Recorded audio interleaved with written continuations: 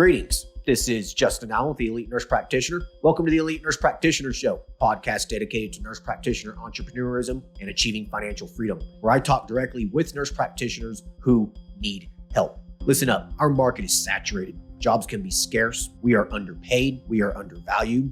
We are taken advantage of by the sharks within the healthcare system, and frankly, screw that. I'm sick of it, and it's time for a change. And listen, I'm here to help make that happen. We are powerful. We can forge a path where we are in control of our career and ultimately our financial and personal well-being. You do not need to submit to healthcare administrators and your doctor overlords. You do not have to take a measly salary. You do not have to work 50 to 60 hours a week. There is a different way, and I'm here to show you that path. This podcast is raw and unfiltered. I have not talked to the nurse practitioners in this podcast prior to the call outside of an email exchange to schedule the episode. What you're about to listen to is a consultation session between a nurse practitioner and myself. It is real, it is unscripted, it is unplanned, and I have no idea what we're going to talk about. Anything and everything can happen during our conversation. The nurse practitioners in these episodes are struggling with an issue in their professional or financial life, and they have reached out to me for help. My goal is to help the nurse practitioner with actionable advice that will enhance and improve their professional, business, and financial life. My other goal is to hopefully help my nurse practitioner sisters and brothers build a more productive, powerful, and free life. So I hope the content and information within these podcast episodes does just that. All right, onto the episode.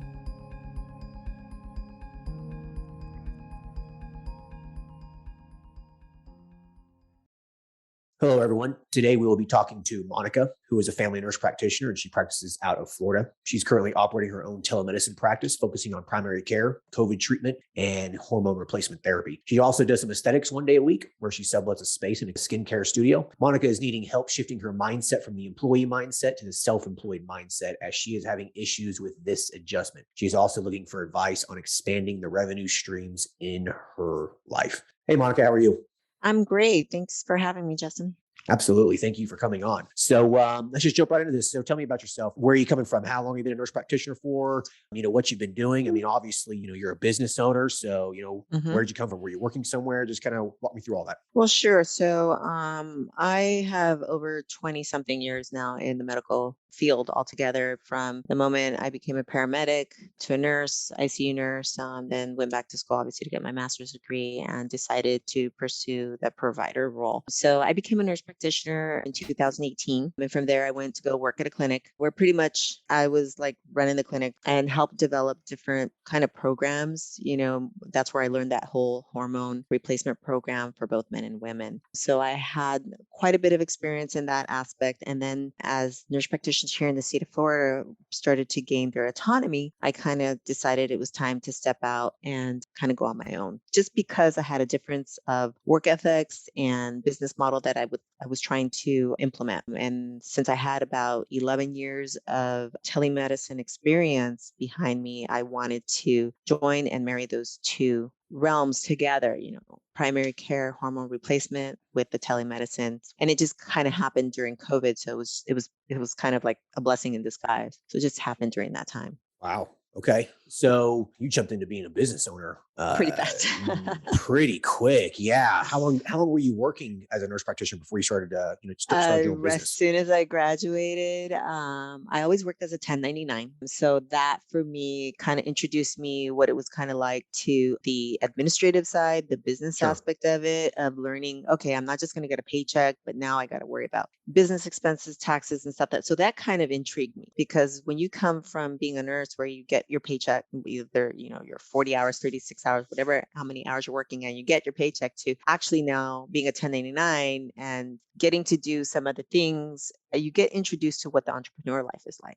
Yeah. So that really kind of intrigued me on how and moving into it and actually maybe doing something on my own. Right. So it has been, and it still is, I think, a hard transition when you go from knowing that you get that guaranteed paycheck at the end of the week to what did you make this week? right? So kind of looking at things a little bit differently. And I know in the beginning there's a lot of fear of that unknown and where's your next paycheck going to come from. So I think that has always been like an issue where just in the back of your mind, you have that little, uh-oh, am I going to make this amount of money this week or so forth? So that I think, and not just for myself, but I've talking to other peers, I think has been the biggest challenge into moving into this role. No, it's super stressful. Hmm. You hit the nail on the head. When you're working for someone else, you just get this paycheck every 2 weeks, and you just leave work and go Right. about your life. But being And you kind of like don't worry about where the revenue is coming from, right? you could care less. You could care less if the Exactly. business is slow one week. You don't care. You actually enjoy it. Like you're like, Right. yay, it's slow this week, right? But yeah, then shifting that over to I'm responsible for every dollar coming in here. Like I have to put the Hmm. work into this, and if I Sure. don't, I don't make any money, right? So that's kind of the same thing. Sure. Like if you own your own practice and you decide to take a week off, unless you have some passive income streams coming in, you're not really making a dollar, right? Right. Right. Yeah. Absolutely. Yeah. Absolutely. So it's hard to shift that. And then, you also brought the point up in terms of, taxes and whatnot. As a Right. business owner, you pay yourself, first, really, before you pay taxes. And as an Hmm. employee, they take the taxes out first and then they pay you. Right. Right. And Hmm. so that entire mindset of, okay, I need to make sure that I don't spend all this money because I still have to owe Uncle Sam at the end of the year. Right. And then writing that quarterly check Oh, God. is pretty Yeah. painful sometimes. Yeah. So Yeah. yeah, that can be kind of interesting. Oh yeah, it's real fun writing a $20,000 or $30,000 check. It's great. Mhm, mhm. Yeah, Well, yeah. I'm not that lucky. I haven't gotten to those extremes yet, but one day Okay, hopefully I will, and I'll you will. that's what I'm here for. You will. You will. You'll get there. I guarantee you will. So yeah, this is the thing about being an entrepreneur, being a business owner, that, these little fears, these little issues really never end because, once one problem is solved, another problem arises, right? And Mhm. so, more money, more problems. Wrapping your mind around writing a $20,000 quarterly check to the IRS. That's another battle in your mind. You just got over this battle of, okay, I'm the sole breadwinner, I'm bringing in the money and whatever. And now you got to Mhm. go over this battle of seeing that money leave your bank account and basically disappearing. Sure. It never ends. It's tough. Don't get me wrong. I mean, I've had multiple conversations with different peers of mine, friends and so forth. And I've even had friends that have been being NPs and providers for over 10 years. And I'm like, why have you not stepped out into doing something on your own? And they just don't want to deal with the administrative part and Yep.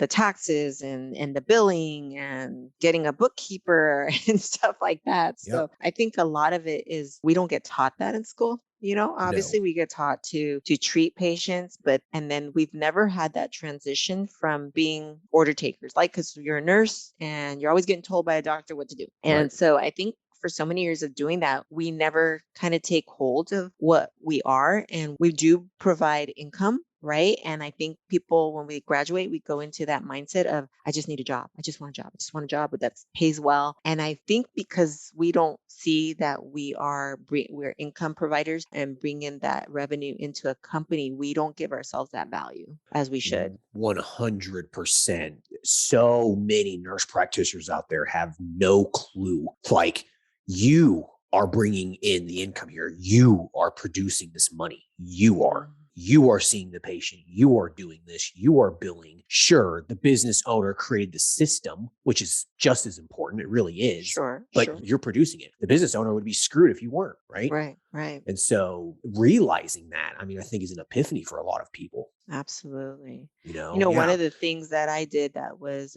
kind of really enlightened me is I became really, really good friends with our insurance biller at the clinic I Hmm. originally started at because I was all about my charting. I worked with a couple PAs there, and not to say that they don't know how to treat patients, but as nurses, we have been grilled by the institutions that we worked at on how to chart. So our charting, at least from the experience I've had in the past with the certain PAs that I've worked with, is much more detailed and brings more revenue, right? You can bill more. So when I started working with the biller and she was telling me, well, if you add this on your chart, we can add an extra $38 to this and this and that. And it's things that you're doing, you're just not documenting. Right. And knowing how insurance companies pay, how CMS pays, and what they want to see in order to get paid, that's when you start telling yourself, oh, wow, all that education, all that experience I have has that value. Oh, Because you 100%. have to write it. And I think we miss that a lot in our schooling. And then there's no one that's kind of holding your hand, transitioning from Right. new grad over to provider to look, this is what they're looking for. Nurse practitioner school doesn't, nursing school in general, nurse practitioner school, I mean, hell, even medical school, they don't teach you how to be an entrepreneur. They just teach you how to do the job. Right. And, sometimes they don't even do a very good job at that.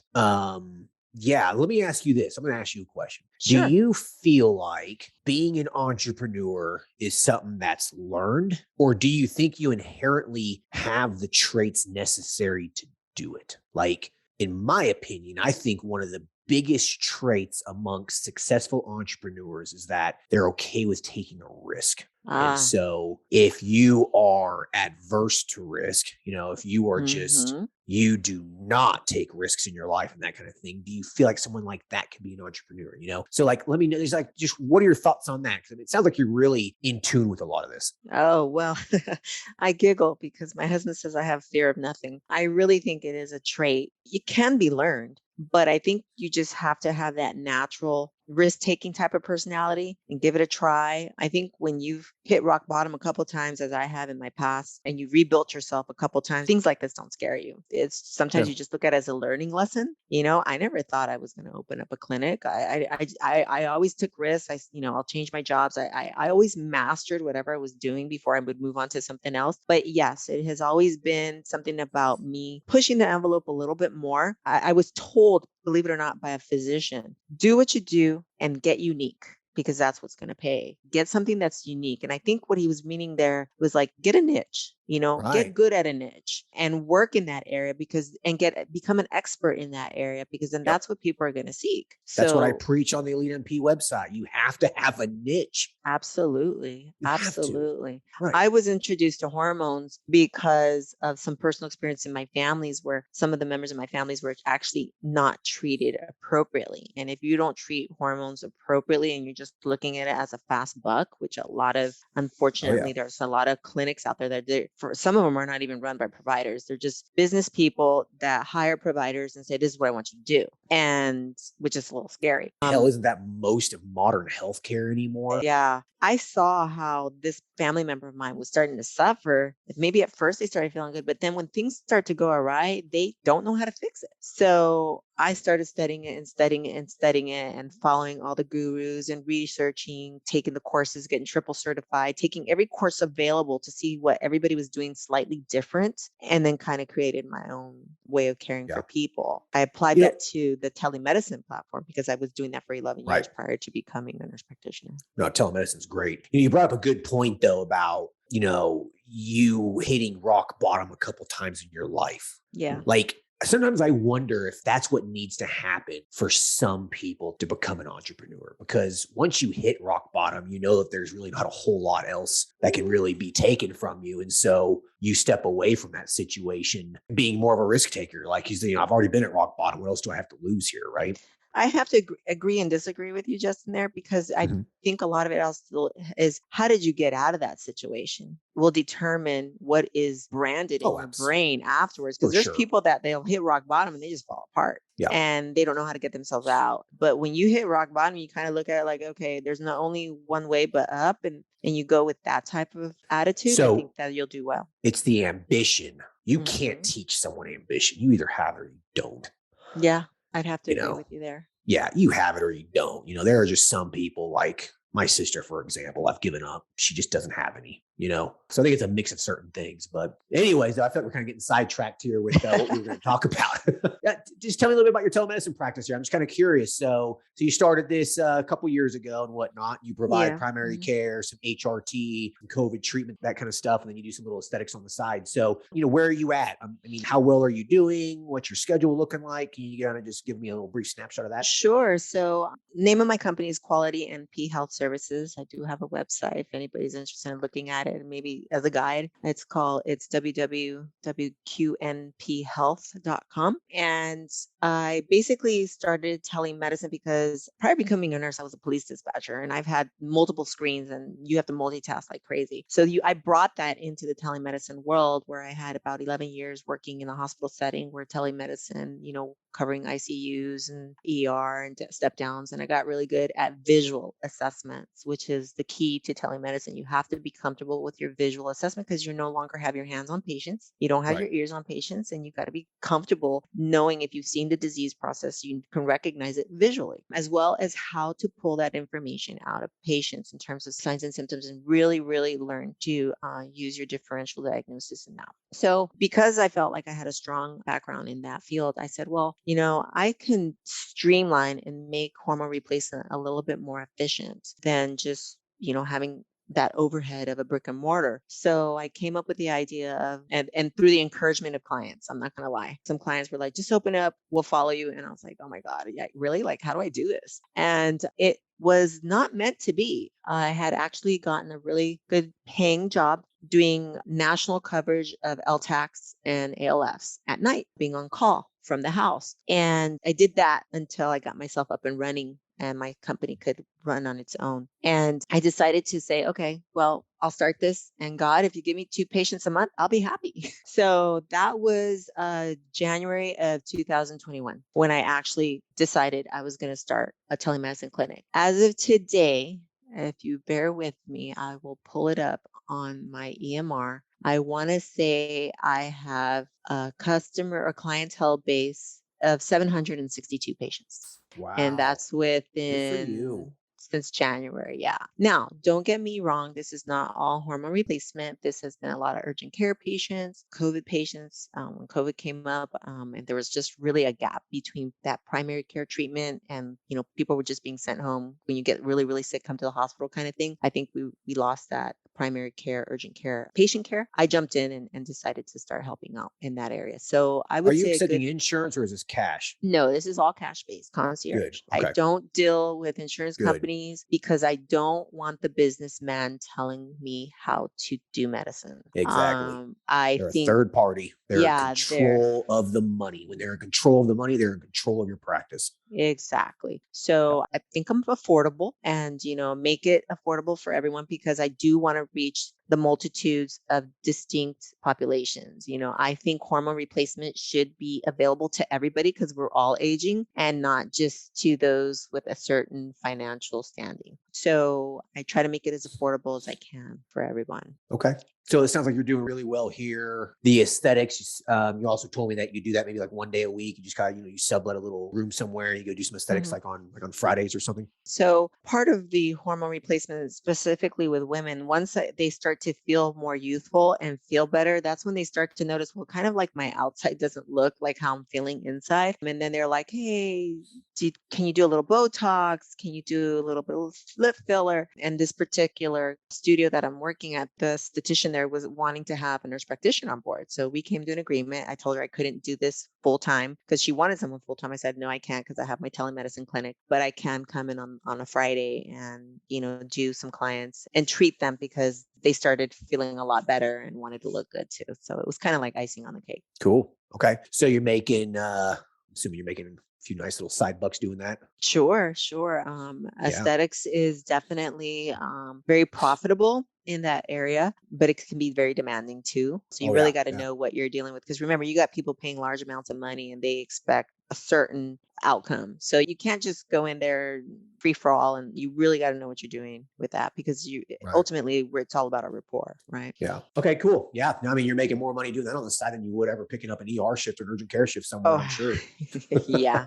absolutely. Yeah. Absolutely. I Yeah. definitely is. I will tell you this, it's only been slightly over a year that I've really been on my own 100%. I don't think I'll be an employee for anyone else ever again. So then, this mindset issue that you were having. So Mhm. what do you feel like is the main issue here that you wanted to talk about? I'd like to maybe share because maybe there's a lot of other nurse practitioners out there that have this idea. And I've helped a few other people, and we kind of learning as we're going, right? Because there's really not too many mentors out there that kind of hold your hand as you're doing stuff and telling you, listen, it's okay. You're going to have a slow week.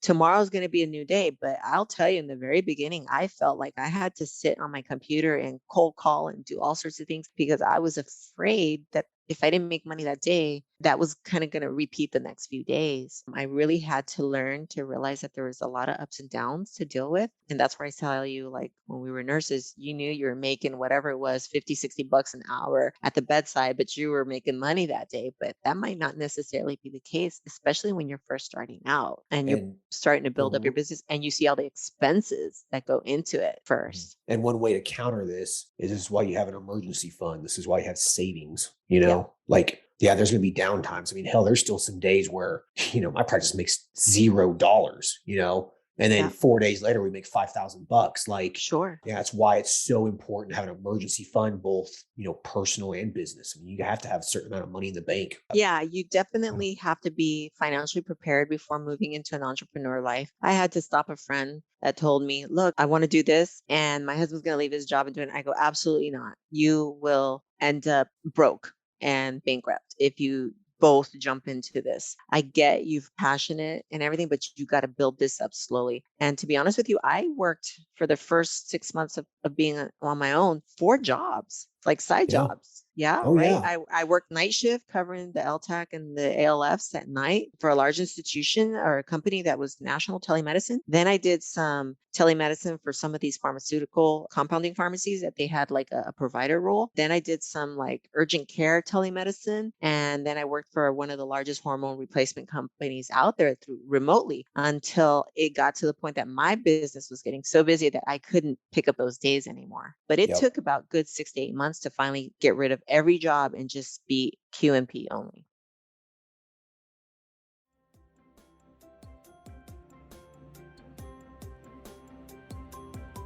All right. I hope everyone's enjoying the episode so far. I just wanted to take a quick break to thank everyone listening and also give a big thank you to all of my social media followers and email subscribers. If you haven't done so yet, please subscribe to our email list at www.elitenp.com and make sure to follow us on Facebook, Instagram, and LinkedIn. Email subscribers will receive updates on new weekly podcast episodes, multiple weekly articles we publish, new courses, and everything else related to helping you succeed. Remember, all elite nurse practitioner courses are designed to help you build a niche practice, increase your financial strength, and to break free from the rat race. If I can break free and the other countless nurse practitioners can break free, then so can you. Additionally, please share this podcast with your other nurse practitioner sisters and brothers out there. The more NPs that venture out on their own, the stronger our profession will become. Now, let's get back to the episode.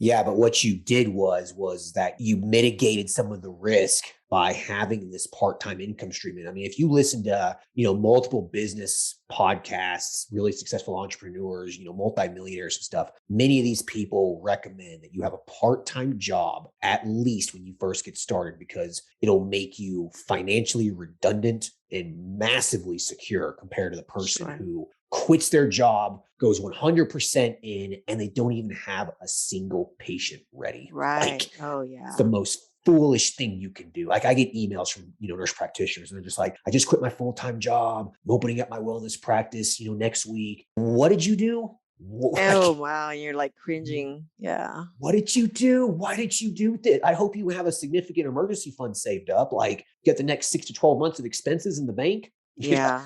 So That no, you is, did. that's Yeah. detrimental. It got to the point, don't get me wrong, that my husband's like, how many jobs are you gonna have? And I'm Yeah. like, well, once this is all going, hopefully it eventually will just be one. Yeah. And telemedicine has given me life work balance. I do run the majority of my business out of the home and I have an Yep. office So I don't have that overhead that brick and mortars have. And I get to pick up my kids, my girls from school. They get to come home to a warm meal, and I'm come home and I'm not dead and exhausted. You can chat with me on a, Tuesday Yeah. at Block noon. my Like, time on like on my calendar, and is like right. and hopefully help other nurse practitioners see what the other side is like, you know. Yeah, no, it's great. It's great. I never will look back ever. I just Yeah. won't. Well, I followed you Yeah. for a while now before I got introduced to you and seen some of your stuff. And I was like, oh, this guy's got something interesting going on. But it's pleasant to find that, like yourself, you're helping others open up their mindset to becoming entrepreneurs and giving them other ideas on how to, bring in income. Because let's face it, I mean, that's the dream, right? To eventually be your own boss. Oh yeah. Of course it is. Just takes a lot of work. People don't realize Yeah. what it takes. I mean, not only just the work required, but the mindset shift. I mean, mindset is so important for being a business owner. And Oh, so, people don't realize you're going to have sleepless nights. You're going to be anxious. You could be on the verge yeah. of panic. You will be battling yourself. A lot of this. A lot of this is just battling your own mind. I mean, would you agree? Absolutely agree. There were a lot of nights that I would get up in the middle of the night and be like, okay, I got to post something on Instagram and I got to do this and let me go research this. And, to the point where like almost driving myself nuts sometimes. Oh yeah. It could be stressful. And that doesn't And go away. no, no, Oh, no. still happens to me. Yeah, my husband's like, put the phone down Yeah. Yeah. a lot of the Yeah. Yeah. times.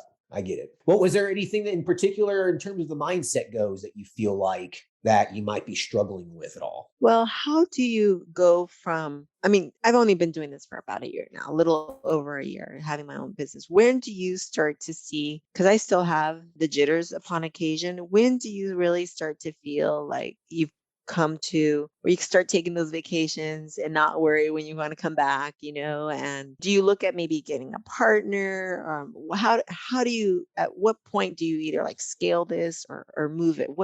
How do you see it? You've been in this longer than I have. Yeah. Yeah. I mean, I've been doing this for 4 years, maybe 5 at this point. I don't think I was comfortable taking like a vacation probably for the first 2 years. I mean, I did take a vacation, but like I looked at my bank account and I didn't see deposits coming in because I wasn't seeing the medical cannabis patients. You know what I mean? Like I wasn't seeing those people. And Hmm. so that was almost an epiphany for myself because I'm like, this business is 100% solely dependent on me seeing Hmm. these people. It's a 100% active income source. And so at that point, as I think when I realized that, okay, I need to develop some other way to make money through my business. So, my business is not totally dependent on me because a business is its own separate entity. It really is its own little person. It's its own little thing. You know what I mean? And so I feel like that it was almost an epiphany to where, I need to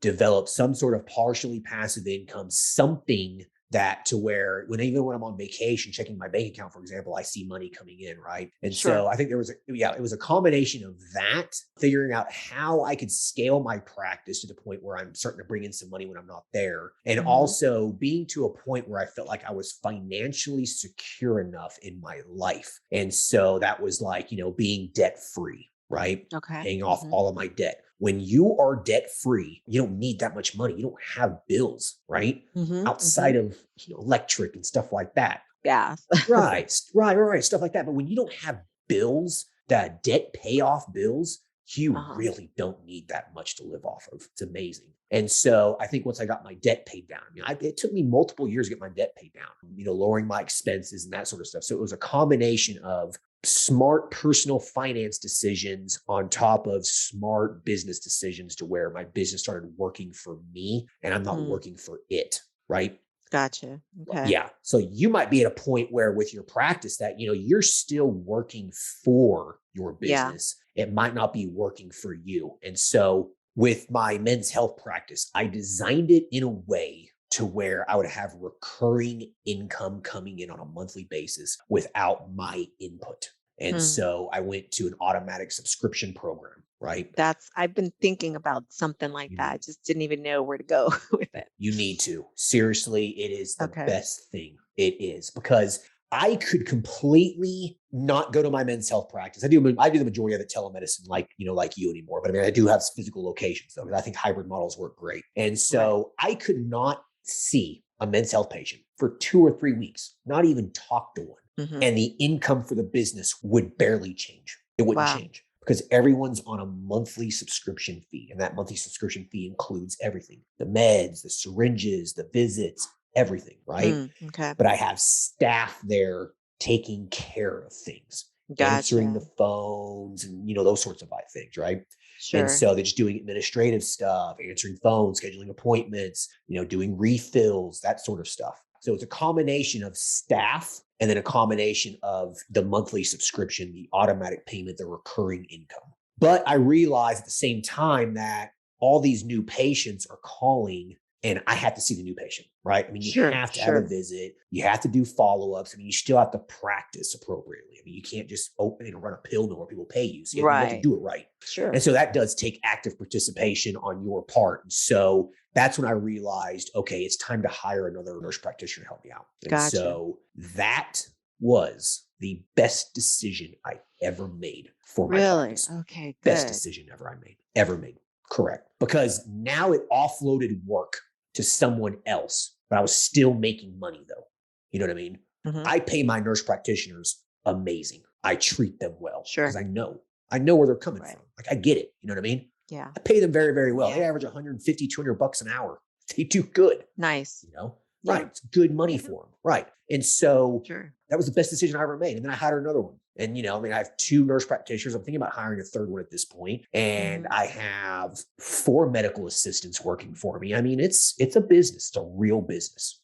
But you started So very like myself, it's I doing it all started at one exactly point. like you did. Okay, Yeah. cool. I was pretty much doing it all myself. Absolutely. Yeah, I'm secretary, biller, Everything. everything. You're everything. Right. Yeah. I've been Yeah. there. I know. I get that. I've been in the trenches. But listen, when you start a business that way, it mitigates almost all the risk associated with it. Mm-hmm. You don't have Mm-hmm. staff relying on you. You don't have a bunch of overhead and stuff. So it was a hustle. It was 6 to 12 months of continuous grind. Yeah. There was nights where I'd be operating on 4 hours of sleep, working 16 hours. I mean, it wasn't fun. Right. You know, I can tell you, I'm getting to that point where I'm like, okay, there's only so many clients I can take care of on my own, where I'm right. not feeling that super stress. And it's like, Yep. can I keep up with the calls? Can I keep up with the billing? And that's where my nurse came into play, right? Because we do mobile IVs, and I kind of incorporated where she's making good money. I'm not one of these people that believes in, let me just exploit you and make money. I want her to develop her Right. business as well. So Yes. she's making good money viewing me as her medical director, so that we're sharing patients, and she's going out doing patient care, and she's super happy. And like you say, you keep your employees happy, or subcontractors happy, however you view it. They're loyal. They're growing theirs because this is their business too, and they want to grow it just as much as you do. Yes. That's a I, good mindset to have with employees. Yes, you yeah, treat them and well that and I they will got treat from you well. absolutely. I got that from a mentor of mine who's a multi-million-dollar business owner, and he's like, I treat my people, they make the majority of the money. I take a piece off of it because it is a business, but it's their business to grow. And as they grow, you grow, right? Yep. And I brought Absolutely. that mindset here. Not ready to scale anytime soon, but it is, fortunately, this is a person I have a lot of trust with. It is a pilot program that we're putting into practice, and we're going to see where it goes. No, it's definitely good. You definitely need to do that. But I think, for you to scale and be able to, like I said, go on vacation, don't have to worry about it. You're going to have to, because how are you going to build a partial passive income stream into this, into this practice? It's the only way it is. Gotcha. So I think that's going to be the mindset you're going to have to develop, offloading work onto others. And most importantly, trusting those people to do it right. Yeah. Because as a business owner, you feel like that I should do everything. I need to do everything. I'm the only person who can do this right. You have to get out of that mindset. You just do. Like you have to trust other people. And so hiring a good team, hiring people that you trust is so important. I think I interviewed it's hard to find good workers today.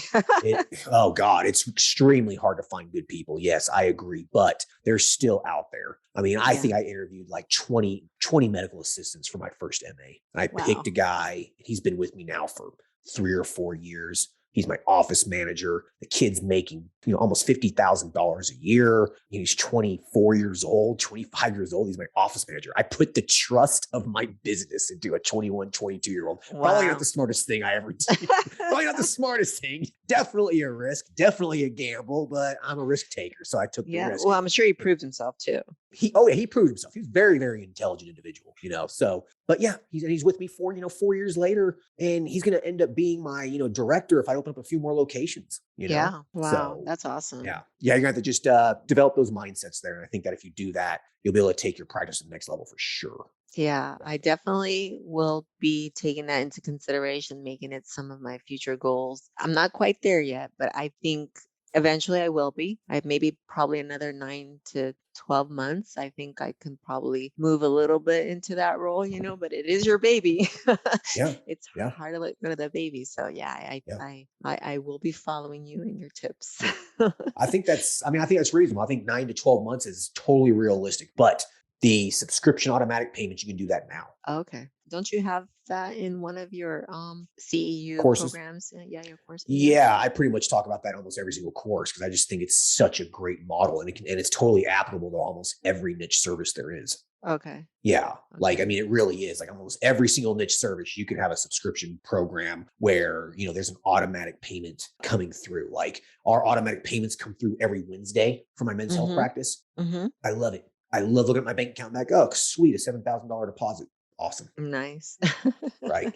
A lot of that, a lot of that goes away from expenses and whatnot. You know what I mean? Sure, But sure. but it's still there though, right? So yeah, just really put that into consideration. Like look at your program, look at the HRT, look at kind of what you're providing, what you're doing, and think about to yourself, okay, how can I make this an all-inclusive subscription kind of based thing to where people are getting value out of it, but I'm seeing a recurring income, right? Gotcha. So, pay per service, it works. That's what most practices do, Right. but that requires active work. Yeah, that's where I'm at right now.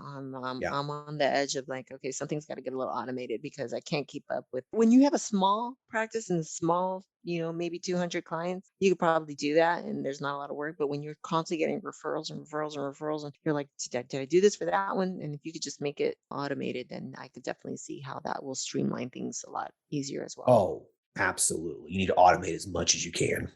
Okay, cool. Making notes. I'm making notes. I wouldn't be where I'm at without automation and some systems in place and having some staff. There's absolutely no way I'd be where I'm at without all that. No way. It's that important. Gotcha. You got to take a risk at some point, huh?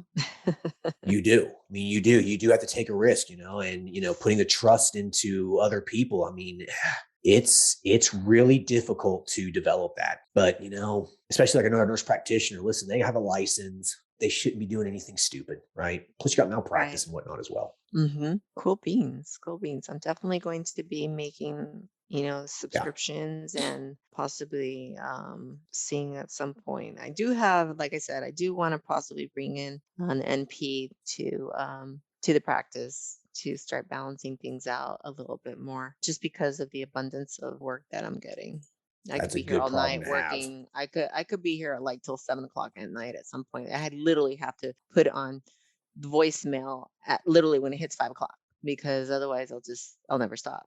Yep. So That's a good point. You have to say, no, I'm done. yeah, and make your times off sacred. Like leave the phone, like literally leave the phone in another room. Because if you're a workhorse or if you're one of those people that feels obligated to your clients and your patients, you'll always want to answer. You'll always want to do that. And I think you start misleading your clients to think that you're available 24/7. And And then you're when going to you burn don't yourself answer, out. yeah, and then you don't answer, and then they badmouth you. So Yeah. get them trained Yeah. from the beginning. Get them trained Yeah. from the Realistic beginning. expectations. Absolutely. Mhm. You can't be everything for everyone. You just can't. You will burn out. You will drive yourself mad. You just can't do it. No, yeah, you have to learn boundaries real quick. Oh, yeah. That's a big one also when you're becoming an entrepreneur is to learn your boundaries. Not only boundaries in time management, but what you know and what you don't know. Those type of things. You really gotta have those boundaries set. No, absolutely. 100%.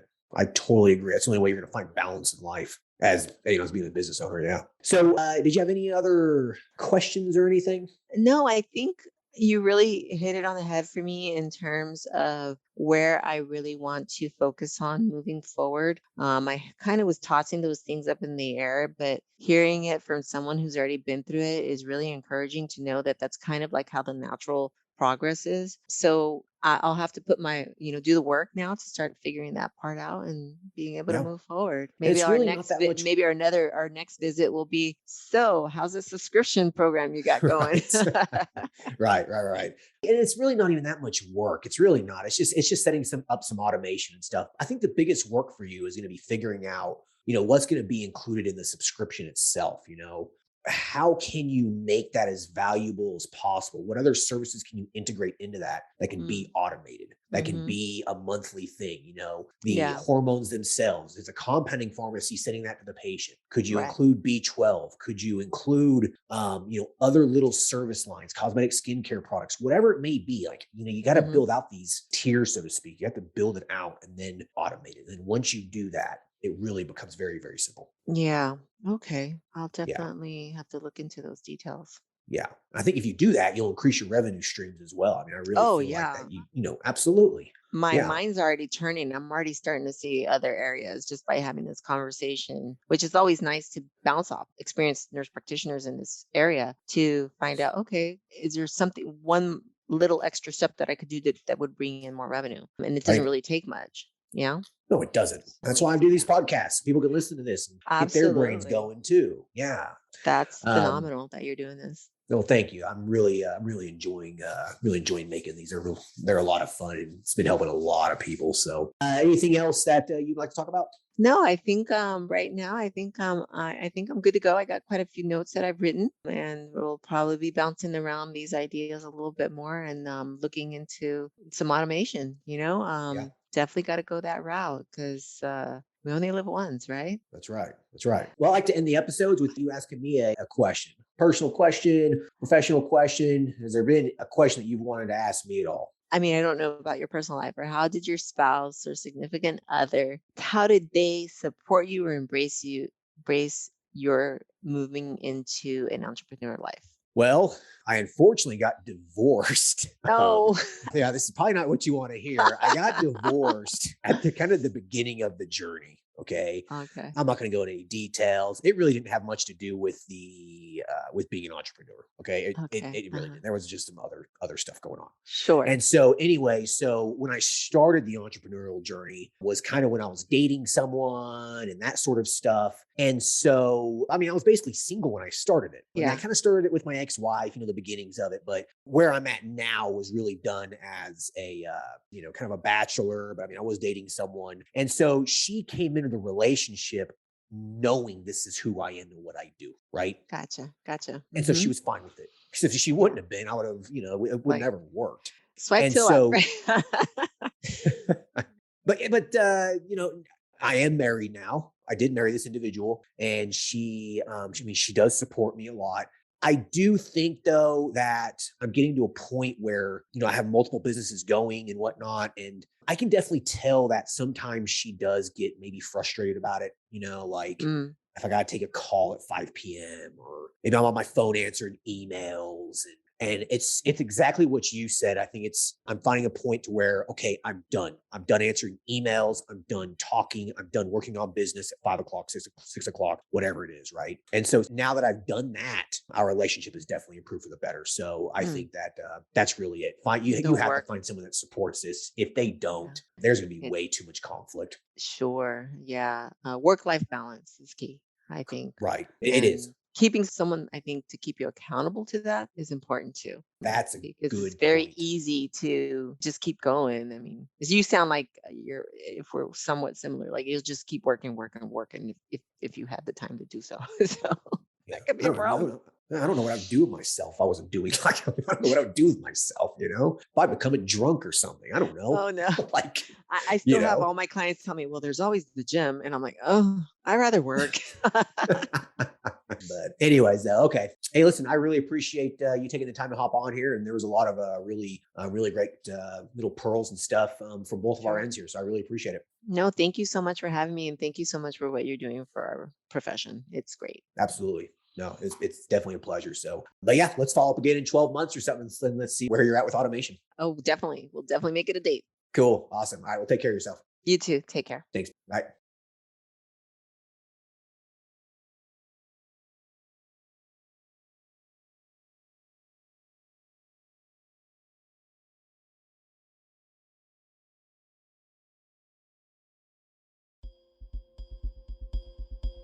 I hope everyone enjoyed that conversation with Monica. I think one of the big takeaways here is mindset. Many people don't take having the appropriate mindset as serious as they should once they become a business owner, an entrepreneur.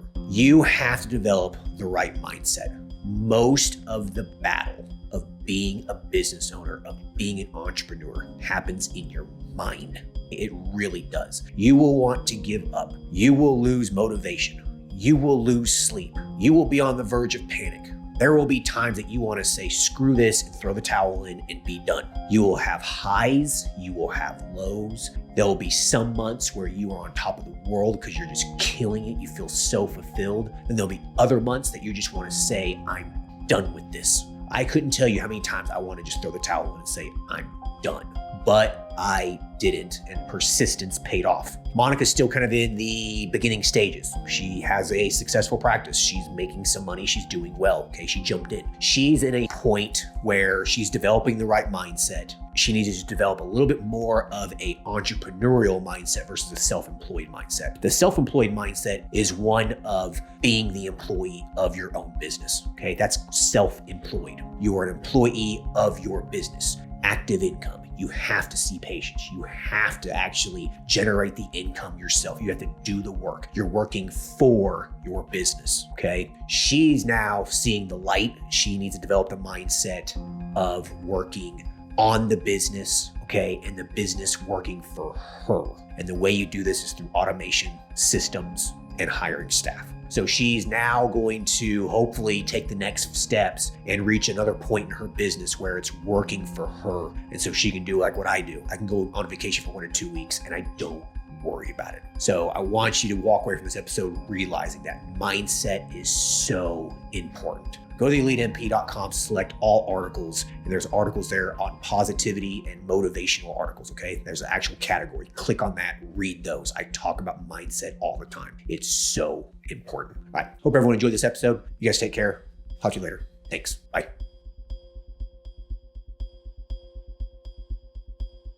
Thank you for listening to the show. Quick legal disclaimer. The content of this podcast is meant for informational and entertainment purposes only and should not be used as legal, financial, medical, regulatory, or practice-specific advice. For information pertaining to your specific legal, financial, medical, or practice-specific needs, please be sure to consult with your lawyer, CPA, medical director, and/or your state's practice laws and the most up-to-date clinical guidelines. As always, do your due diligence when it comes to any information found online and in podcasts. The content in this podcast is copyrighted by Galaxy Medical Southwest 2022 and cannot be duplicated, rebroadcasted, or reproduced without our written permission.